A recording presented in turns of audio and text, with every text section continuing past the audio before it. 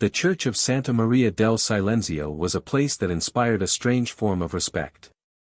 It wasn't just the imposing Gothic architecture, with its sharp spires that seemed to challenge the sky, nor the almost sacred silence that lingered in every corner of the convent. It was something more subtle, a sensation of profound peace that seemed to emanate from the very walls. For decades, this place had been a refuge for those seeking spiritual solace, a home for nuns devoted to prayer and service. The tranquility of the convent, however, was shattered one late autumn night. It all began with a simple image, captured almost by chance by a security camera. Sister Angela, one of the most respected figures in the convent, was kneeling before the main altar, her hands clasped in prayer. The candlelight danced on her black and white habit, creating an almost mystical aura around her. But there was something amiss in the image, her abdomen. It was rounded, unmistakably pronounced. The image, meant to be an insignificant detail in the quiet hours of the church, did not remain confined to the camera. Someone, a curious and imprudent hand, extracted the footage from the digital archive and showed it to the other nuns.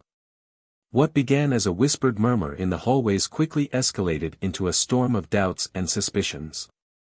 "Did you see the video? Angela, her belly, it can't be. Maybe it's a mistake. It's impossible. She can't be pregnant." The words spread quickly, weaving into hushed conversations that filled the kitchens and common rooms. Some novices hurried to dismiss the topic as a coincidence, perhaps an optical illusion, a poorly worn garment. Others, more experienced, remained silent, disturbed by what they had seen. The rumor soon reached the Mother Superior, a woman who tolerated no deviations from the rule. Mother Elisabetta was known for her rigidity and unassailable authority. When she was shown the video, her face remained impassive, but inside she felt the chill of suspicion. Nothing like this had ever happened during her long administration of the convent. This situation threatened to cast a shadow over the entire community. She summoned Sister Angela to her office, an austere place devoid of unnecessary decorations, where every corner seemed to speak of discipline and order. When Angela entered, the Mother Superior stared at her for a long time, as if trying to read in her face the answer to a question she didn't even want to voice. "Angela," she began, her voice a mixture of severity and apprehension, "you know why I've called you." Angela lowered her gaze, clutching the rosary tightly in her hands. "Yes, Mother. I've heard the rumors." "These aren't just rumors," Elisabetta replied. "There's a video. And in that video, you appear pregnant." Angela raised her eyes to the Mother Superior, her gaze calm but resolute. "Mother, I ask you to trust me. There is an explanation for all of this, but I cannot reveal it now." Elisabetta pursed her lips, visibly dissatisfied. "Angela, you must understand that your silence will only fuel the scandal. If there is something you wish to tell me, do it now." "I cannot," Angela said, her tone leaving no room for further questions. Elisabetta let her go but issued a warning. "If you don't clarify this situation soon, I won't be able to protect you from the consequences." Meanwhile, the video continued to spread. It was no longer confined to the convent walls. Someone, perhaps a servant or an imprudent novice, had shared it with a friend outside. From there, the footage took on a life of its own, bouncing from one phone to another until it reached social networks. Gossip sites didn't take long to publish headlines. "Scandal at Santa Maria del Silenzio, a pregnant nun. Mystery in the convent, miracle or betrayal. Who's the father?" The video stirring controversy. The pressure on the convent increased exponentially.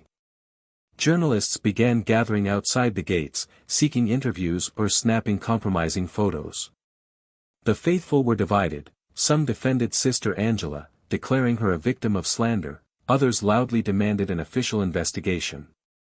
In the heart of it all, Angela continued her routine with an appearance of calm, but inside, she wrestled with the burden of a secret she could not yet reveal. Every evening, after prayers, she would retreat to a secluded room next to the private chapel. There, hidden from the world, was a young girl. Sarah, Angela said one evening as she entered the room. The girl was sitting on a bed, wrapped in a blanket. Her large, dark eyes were marked by fear. "How are you today?" "Fine," Sarah replied in a faint voice. But her expression betrayed her anxiety. "Sister Angela, I don't want to get you into trouble. If I have to leave." Angela sat beside her, taking her hand. "You're not going anywhere. I won't leave you alone. You've suffered enough." Sarah, with one hand resting on her swollen belly, held back tears. "And what if they find out? What if he comes looking for me?" Angela shook her head. "As long as you're here, no one will harm you. And I'll make sure no one discovers the truth, at least not until you're safe." But both of them knew that time was running out. The outside world was knocking harder and harder at the convent's doors, and soon the truth would come to light. The pressure around the convent kept growing. The journalists had not budged from the gates, and every day they seemed more numerous. Some carried cameras, others notebooks and microphones, all waiting for an official statement. Meanwhile, inside the walls, the atmosphere grew increasingly tense. The nuns walked with light steps and worried faces, unable to ignore the elephant in the room, Sister Angela. The community had become divided. Some believed in her innocence, defending her impeccable character, while others whispered accusations behind closed doors. Among the latter were Sister Claudia and Sister Agnes, two of the elder nuns. Seated in the common room, they spoke in hushed but judgmental tones. "There's no doubt," said Claudia, clutching a cup of tea in her hands. "She's pregnant. And her stubborn refusal to say anything only makes her guiltier. I wonder who the father could be," Agnes added with a harsh look. "Maybe someone who works here. A gardener? A laborer?" "Silence," interrupted Sister Beatrice, who was passing by. She was one of the few who openly defended Angela. "You have no proof. It's not our place to judge." But those words, though true, weren't enough to stop the suspicions. The situation had become untenable. The Mother Superior, torn between her role as leader and her humanity, called an assembly of the nuns. All gathered in the large chapter hall, their faces marked by worry and tension. Elisabetta stood, imposing in her black habit, and looked at her sisters with severity. "Dear sisters, our convent is going through an unprecedented crisis. The reputation of Santa Maria del Silenzio is at risk, and our unity is being tested. I ask you to avoid gossip and to maintain faith in Providence." She paused, her gaze falling on Angela, seated among the others, her face calm but her eyes weary. "Sister Angela, if you have something to say, now is the time. Help us understand the truth." Angela rose, feeling the weight of all eyes upon her. "Mother, I assure you that I have not broken my vows. But I ask you for a little more time. When the moment comes, I will explain everything." Those words, however, did little to ease the anxieties of the nuns. When Angela retired to her room that evening, she felt the weight of a choice that was becoming increasingly difficult to bear. She couldn't continue hiding the truth, but revealing it meant putting Sarah in even greater danger. Meanwhile, Sarah, unaware of the turmoil raging outside her small room, continued to live in a state of constant fear. Every sound of footsteps in the corridor made her heart beat faster. She couldn't shake the feeling that her past might find her even here, within the sacred walls of the convent. That evening, Angela entered the room with a tray of warm food. "Have you eaten anything today?" she asked gently. Sarah shook her head. "I wasn't hungry. Anne. I'm sorry. I'm so sorry for what you're going through because of me." Angela sat beside her, taking her hands in hers. "Don't say that. It's not your fault. No one should have to go through what you've been through." Sarah lowered her gaze, her eyes filling with tears.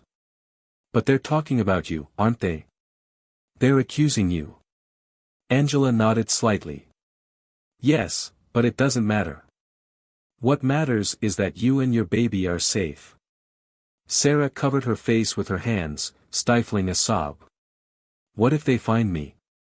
What if he comes looking for me? I don't want anything to happen to you, or to the baby. Angela held her in an embrace, trying to convey all the strength she could muster. That won't happen.